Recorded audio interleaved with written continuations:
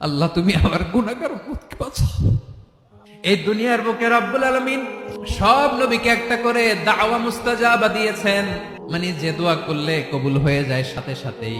দুনিয়ার সব নবীরা ওই দোয়াটা দুনিয়ায় করে ফেলেছে।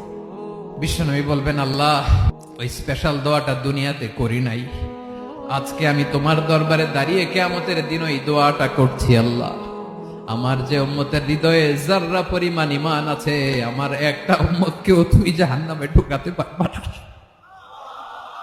বিশ্বনবী পাগলের মতো একবার হাউজে কাউসারে যাবেন, একবার সিরাতে যাবেন, একবার পুলসিরাতের দিকে, একবার হাউজে কাউসারের দিকে, পাগলের মতো দৌড়াতে থাকবেন। তার কোন গুনাহগার উম্মত যাতে জাহান্নামে ঢুকে না যায়। উম্মতি বিশ্বনবী আমার জন্য কাঁদবেন, আপনার জন্য কাঁদবেন, আমাদের জন্য সেদিন কেঁদে কেঁদে জাহান্নামের দরজায় দাঁড়িয়ে আমাদেরকে টেনে টেনে জান্নাতে ঢুকাবেন।